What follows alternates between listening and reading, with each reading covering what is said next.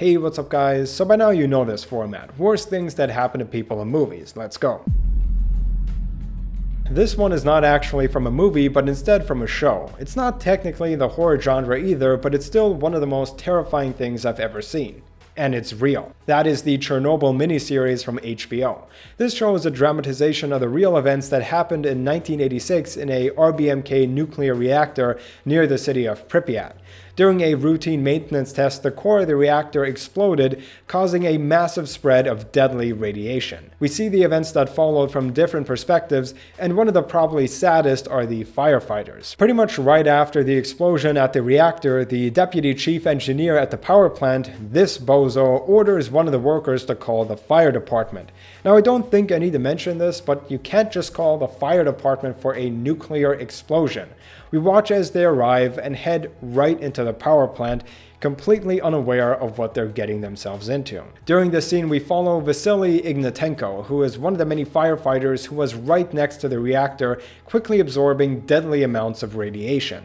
This is perhaps best displayed by another firefighter who picks up one of the graphite blocks only for him to have a burn-like injury on his hand shortly after. Valery Legasov, our main protagonist of the entire show, later explains what actually happens in your body upon the exposure of too much radiation, describing that your veins basically turn into a sieve and your body rapidly decomposes. We see the result of this later when Vasily is in a hospital. He's unrecognizable. His skin is completely white and his entire body is falling apart. We even learn that his wife had a baby on the way. It's just a pretty sad show all around, but it's also a very heroic story of people putting others before themselves.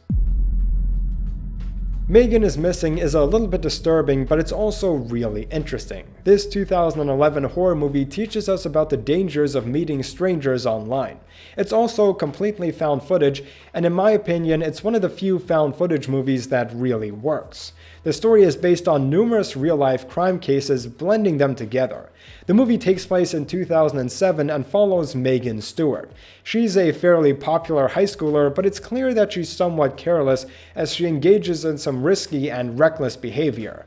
Eventually, one of Megan's friends, Amy, meets someone online called Josh. He's a super cool skater dude, but there is something that's just instantly a little bit off. Although the two are video chatting, Josh doesn't have his webcam enabled, claiming that his little brother broke it. Megan then eventually makes contact with this Josh, and they bond over how they think that the teachers at their school aren't the best, something that I think everybody who ever attended school probably thinks. They get along relatively well, although Josh is a little pushy, like asking Megan to tilt down her webcam. The two begin bonding more and more and even agree to meet at a party. Even though Josh is seemingly a no-show, he's still able to describe Megan's outfit that she wore. Then one late night, they agree to meet behind a diner, and then we never hear from her again. We see a news report about the disappearance and people are looking for Megan, but she doesn't show up. Towards the end, we get an explanation of what really happened, and it's here where there's some really messed up stuff. Amy also disappears and her video camera is found, and the last recorded 22 minutes are revealed to us. Amy is kept in chains and is some sort of prisoner to Josh. She's in a small cell in what looks like a basement. Then Josh drops a bombshell. You're crazy! My name's not Josh. Well, I probably could have told you that from the beginning. Not Josh then says that he can take her home, but needs to put her into a barrel so that she doesn't see where he lives. But then it's shown that Megan's dead body is in the same barrel. Josh stuffs her inside, and the last 10 minutes are just painful to watch. The guy digs a hole in the woods with Amy still alive in the barrel.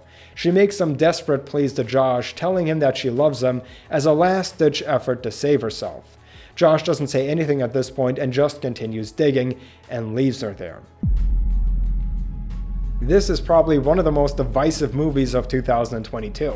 Skinamarink is a super low-budget movie that is probably most well known for having really long shots of ceilings and the floor and pretty much no action whatsoever. A lot of people claim that it gave them some sort of anxiety as it felt like a childhood nightmare or fever dream. Personally, I didn't really get it, but the premise is very interesting nonetheless. In the middle of the night, two siblings wake up to find that their parents are missing and all of the doors and windows to their house have disappeared, trapping them inside. Now, even though this sounds like what we all lived through during the pandemic, here it is more of a permanent nightmare that is kept deliberately vague and mysterious. Everything is very dark and extremely grainy, which constantly makes you think that you're seeing something in the shadows. So the kids are trapped in their own house for what seems like an eternity. No, that's not me making fun of the movie's pacing. They're locked indoors for hundreds of days. Our own house is usually where we should feel the safest, and all of a sudden it's this inescapable limbo. And they're not alone. Doors start moving by themselves, toys are pushed around with seemingly no one doing it, and occasionally when you look into the shadows, you can see a creepy face staring back at you. The first time I saw this, it really creeped me out because I thought it was just another dark hallway with nothing in it. Then I was like, is that something? Oh shit. Anyway, the kids obviously aren't stupid and try different solutions to maybe escape, but when the boy tries using the phone to call for help, the evil entity replaces it with a toy. No matter what they do, they can't leave, and are stuck in the house with this creepy thing whispering at them. Throughout the story, we get several hints indicating that the boy fell and hit his head quite badly. So when we see the amount of days, it's indicating how long he's been in a coma. Being stuck in a nightmare in a lucid dream state just sounds awful. Yeah, no shit. Next up is a movie that I avoided watching for a long time because it looks kind of strange and it's not your typical horror movie. Bone Tomahawk. It takes place during the 1890s in the Wild West of America, but it shows a very different side of this time that we've probably never seen before like this. We follow Sheriff Franklin Hunt, who one night is told about how somebody dug up a hole in his town and hid something in the dirt. Since the town is very small, they quickly track down the man who did it. Purvis, a low-level thug, hid his loot that he stole from a group of people that he killed out in the desert. When confronted, Purvis tries to flee but is quickly shot in the leg by Hunt. He's then sent to jail where his wound will be treated by the local doctor. His wife? Luckily, she's also his assistant. Oh, and Hunt's deputy Nick also stays with them. During that same night, however, a stable boy is murdered. At the crime scene, the horses are missing, and the only clue Hunt finds is a unique-looking arrow. He talks to a Native American at the saloon who warns him that this arrow is from a dangerous cannibalistic tribe that reside in the Valley of Starving Men. Hunt assembles a small team to confront them, and sometime later they head out on their journey. But once they arrive, they're attacked almost instantly. One of the men is able to kill two of the attackers before being killed by them. The two remaining members of the group, Sheriff Hunt and his friend Chicory, are captured by the tribe. They are dragged into a cave where they are locked in cages. There they see two familiar faces, the doctor's wife and Nick. A few of the tribe members bring Nick forward and scalp him and feed it to him.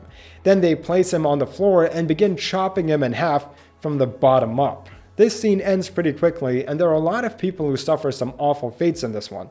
But in my opinion, for a guy, that's gotta be the worst. And you know what, screw it. You don't even have to be a guy, it still sucks. So those were some of the worst fates in horror movies to me. If you haven't checked out the last week's video, make sure to watch that. There we talk about some of the craziest controversial video games and video game moments. If you liked the video, make sure to smash like and smash subscribe, and I'll see you guys in the next video. Bye guys.